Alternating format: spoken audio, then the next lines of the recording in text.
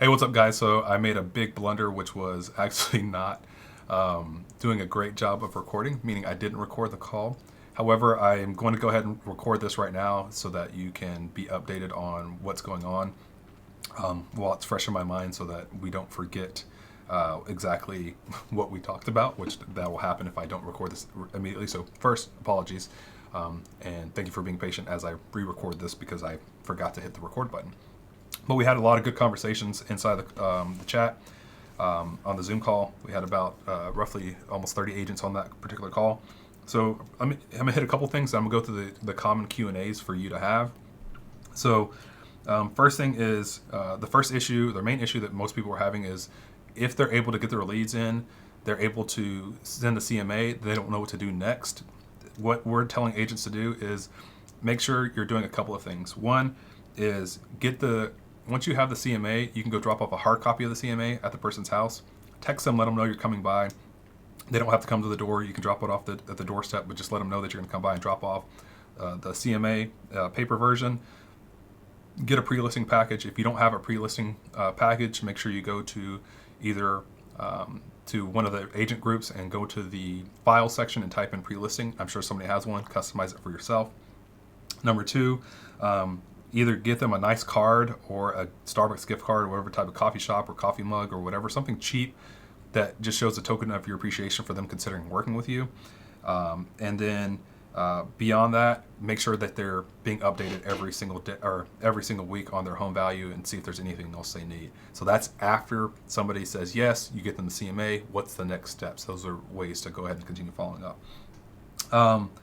Let's go ahead and we'll jump into the next part of this. One question was, hey, I'm getting leads, but my leads stop after 6 days or 7 days or 14 days. Remember, all your leads, the way we're running our ads, are being set up so that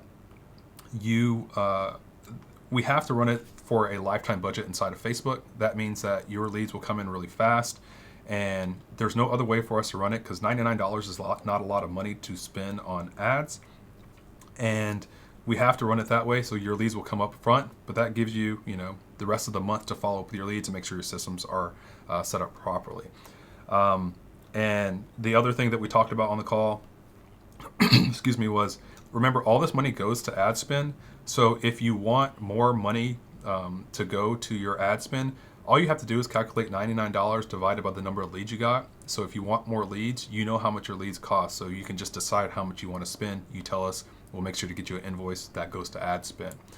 So that was one of the questions that we were getting is how do I know, when these will start converting? We typically see conversions start happening at around 100 leads. Now, I said there's a caveat to that, or yeah, I think that's how you say it. The note to that is essentially that typically starts happening about month 3, month 4, and then it starts snowballing into 1 to 2 deals per month. That's why we have agents stay in this program for at least 3 months at a minimum. And then beyond that, they will start seeing these transactions start happening per 100 leads. You need to make sure that you have your text, email, and either phone calls going out consistently. And we're going to talk about more of that follow-up in just a minute. I think those are the main questions that I was getting inside the actual chat conversations from agents, and hopefully I hit all those things. I'm going to go into the typical questions that we're getting inside the Facebook Messenger chat. So I'm going to go over that right now, and I'll put my face somewhere in the shot so that it's really small, so you'll just see the actual screenshot. So this is just a getting started Q&A that we started off with. What does the ad look like? So you're going to see here the leads are being presented with an ad that gives them the opportunity to get their home value. The ad essentially says, and the ad doesn't look exactly like this, the wording is similar, but we actually have a map that's a video, so because it gives us better conversion with the parameters that we use. Is now the perfect time to sell a home. Tap the map to check your home value. Check your home value at the bottom is what it says, and then they click learn more.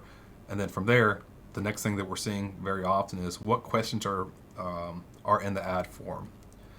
There are 4 main things we want to find out: the name, email, phone number, and then are you considering selling? And then I put here number 5, no address yet. I told the group that was on the call, I've been battling, I probably had 10 to 15 conversations with Facebook themselves or a representative from Facebook that I'm seeing other ads that are able to get the location. I'm not sure why we aren't. I think we have 1 or 2 agents that are getting the actual location right now. And every once in a while it just turns off, or we get a report that it's, we can't do that. But I've been told multiple times that we can. So we can't get addresses at the moment, cannot get addresses at the moment, but we may have a solution for that, and I'll talk about that here in a bit. So possible answers to question number 4, what would you consider selling in the near future? There are only 2 possible answers they have. If the price is right, and not a chance. Now, the reason that we have those two possible answers is we didn't want to give you a multitude of possible answers, because with just these 2 alone, agents are getting confused. And so with these 2 questions, if the price is right and not a chance, number 1, if the price is right, that means they're really considering selling, right? Now you just got to be able to convert them. And not a chance doesn't mean that you shouldn't contact them. You should still contact them no matter what and get them their CMA, because at some point, even if the price is, if they're not considering selling in the near future, they're considering selling at some point. So you want to make sure that you're in contact with them and getting them information they want. How should we follow up? That's the next question. When it comes to follow-up, there are a multitude of ways to follow up. I'm going to give you some guides here, but each market will receive each type of messaging differently. What this basically means is there are so many different people in so many different markets. Somebody in New York may want a different touch than somebody in Tennessee. And so it's going to vary. So I'm going to give you some ideas on how to go about this, and then you can take these and use them for how you want to, or adapt them for your market. No matter what the lead chooses when it comes to the question, would you consider selling? Again, you will still want to always prepare the CMA. You never know when this lead will want to list their home, and you want to be the one helping them do that. If you have a VA doing follow-up for you, I will still send the lead an intro message. This is very, very important. So I think there are 30 to 40 of you who have RVs doing follow-up for you. You still need to send an intro message telling them who you are, that you have a team behind you that's going to be reaching out, asking for the address, and that you look forward to helping them get the home value of their house and helping them sell if they plan on selling at some point in time. The reason being, a lot of people may think the text message is a scam, and so you want them to feel comfortable knowing that, 1, the VA is reaching out with your name, saying, hey, my name is Friendlin, or my name is Michelle with so-and-so, real estate and agent name. So they know that, 1, your VA is using your name, and 2, you are that person. So if you're sending your business card in an intro message or intro video message, then that connection really is made and brings their defensive wall down to say, oh, okay, this is a real estate agent and this is the part of their team. So just keep that in mind. Still send a message no matter if you have a VA or not. Email. Everyone should be sending out an email to all their leads no matter what. Now, what we're seeing and what I've seen in the past is most agents will only do one type of follow-up, and they'll only do one follow-up, meaning they send one message. You need to make sure that you are all with your text messaging, and if you're doing phone calls, you need to also make sure you're sending emails. And you don't want to not have the opportunity to reach out to somebody, because the majority of people are going to give you a realistic email, but some of them will not give you a real phone number. So if you know that the majority are giving you a real email, use the email. You try to use the phone number, but definitely use the email, and make sure that you have follow-up set up for that, because you want to make as many real contacts as possible, because we know these are real people. Now how we're going to be in contact with them, make sure you're using email as in conjunction with your text messaging or phone calls. When it comes to text messaging, the main goal is to get them into a conversation. This is a strategy we used to use back in the day. We actually used it learned it from a young teenage person who was working at one of the brokerage offices that I was at. One of the lender's daughters was working for the broker, and they used to basically use this as a game. Instead of prank calling people, they would prank text people. And I think the conversion that we saw was roughly like 80% of people responding or higher. And it starts with something like, hey, is this name? Or hey, is this so-and-so, right? And people will respond back several different ways. Yes, it is. What do you want? Yes, it is. Who is this, right? And then from there, that's how you start building your conversation, because you know you've got the right person.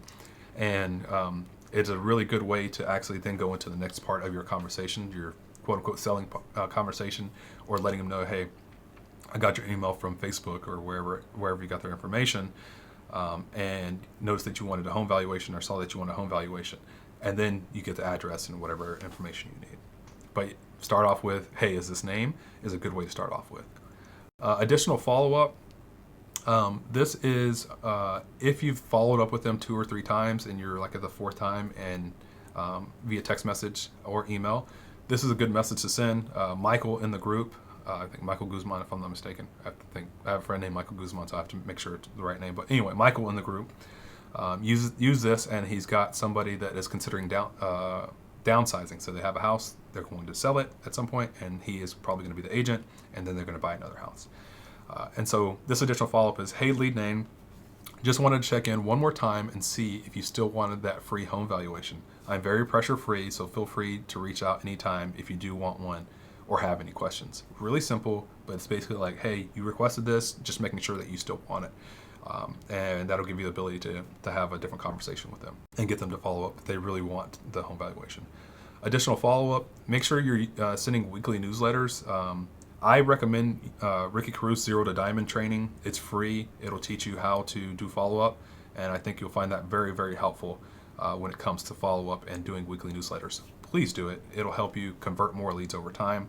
And then make sure you're sending a monthly home value update. I'm going to give you, we're going to talk about a program a little bit later that we're considering using. So here we are, future efficiency. So we're looking at HomeBot for follow-up. It's basically an automated follow-up that gives a CMA, gives like somewhat of a net sheet. It brands you. I don't have any affiliation. We don't make any extra money from this. Again, all deals that you close, that's how we make our money. We don't make any extra money from any of this stuff. And there's not going to be the affiliate links or anything like that. Our goal is just to make sure you're converting. So the reason we're looking at HomeBot is it's $25 per month up to 500 leads. It automates detailed follow-up. You can import your old leads into the system as well, so that the system starts following up with them as well. And you can partner with a lender to cover the cost. So the example I gave on the call was, think about it this way. If your lender comes in and they want to partner with you, they can cover your HomeBot cost, and they can cover your ad spend, full ad spend, or $50 of it. I think they have to split it. So let's say they cover your HomeBot, and then they cover 50% of your ad spend, whatever the ad spend is. Let's say you're just doing $99, then that cuts your costs immediately, and you get an extra system to follow up with your leads, and or you just buy it yourself, right? $25 a month is not a lot of money, but now if you don't have your systems in place, you have a system that will do this for you, and it will really create a great follow-up system and reports that you can use for $25 a month for up to 500 leads. And I think if you go additional 500 leads, it goes up by 25 more bucks. So imagine having 500 leads that you have that are being followed up for 25 bucks a month, or 1,000 leads for 50 bucks. That's relatively cheap, and you get great reports. And then you get better lead tracking emails that are open. I think Ashley, who was on the call, said she has an 80% open rate on her emails now. I hope this call was helpful for you, or this video was helpful for those of you who are watching it and have questions about this system and how it all works. Our goal, again, is to make sure that you're converting leads more efficiently and better, and give you strategies that will actually help you do that. And I think some of the things that we talked about will help you do that. I'll say this again. One of the things that we talked about was, Carla's doing this right now. She's converting her home sellers into buyers, meaning she's asking them, hey, I know most people who are thinking about selling are also thinking about buying. Can I create a custom home search for you? One of the best ways to budge people who are thinking about selling is to give them the shiny object that they want. And so if you can do that, now you've got 2 points of contact. You've got the newsletter updates for their home. You've got the home valuations that are being sent to them monthly, and you're sending them homes that are hitting the market. So you're really, really hitting a strong follow-up there. The other point that I made on the call was, if you have people that are considering selling, or leads that are thinking about listing at some point, or just leads that are seller leads, ask them if you can add them to your list of possible home sellers in the future, because you are getting leads and buyers every month, and you currently have 100 leads or whatever, how many buyer leads you have, right? That are considering buying in their neighborhood or in the city, and you want to be able to alert them whenever somebody wants to buy in their neighborhood and looking at a particular house like theirs, and say, hey, would it be okay to add you to my list of people who are possibly thinking about selling if the person comes to them with a pre-approved letter that they have the money to buy your house? Would you like to be on that list? I won't make it public. It'll just be between me and you, and I'll let you know whenever somebody can actually buy your house in your neighborhood and they're interested. You'll get people to say yes, a lot of people. And then what you do is you take that same information and say, hey, in my public Facebook groups with my real estate agents, You're going to go in that group and say, hey guys, I have a house in X neighborhood, number of bedrooms, number of bathrooms,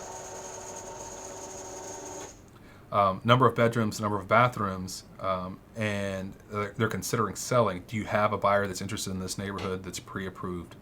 And you're going to get real estate agents who come in and say yes, and they're going to tell you where their person's looking to buy, what they're looking to buy, and then you can see if it matches that house that you have. And then all you're doing is playing a matching game. You go back to that home seller and say, hey, we have somebody that's interested in buying a house in your neighborhood that matches your description. Would you like them to come view the house? Yes or no, right? And the objections are really simple. Objection number one is no, because then I don't know where I'm going to move. Well, hey, that's okay. Let me go ahead and set up a custom search for you for homes that you, or type of homes you might be interested in. Are you looking to upsize or downsize? And what area would you be considered looking at? That way, if somebody else comes that is pre-approved to buy your house, then you have a list of homes that you know you might want to buy. And so all you're doing is playing a matchmaking game there, and you're covering that particular objection.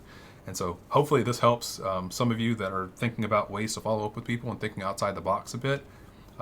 We just want to make sure that you know how to create these custom lists of people and to use this law of attraction to get what you need. Realtors will have pre-approved buyers. These people will have a home to sell, but they're not ready yet. They're on the fence. You're able to nudge them by getting them somebody that's pre-approved over here and saying, hey, you take this house and say, hey, this is a neighborhood that I have a house in that somebody's thinking about listing in or selling in. Do you have buyers? Yes, I have buyers. Hey, homeowner, I have a couple people who are pre-approved looking to buy in this neighborhood. Do you want to go ahead and have them come by and look at your house? Get the listing agreement, get the house closed.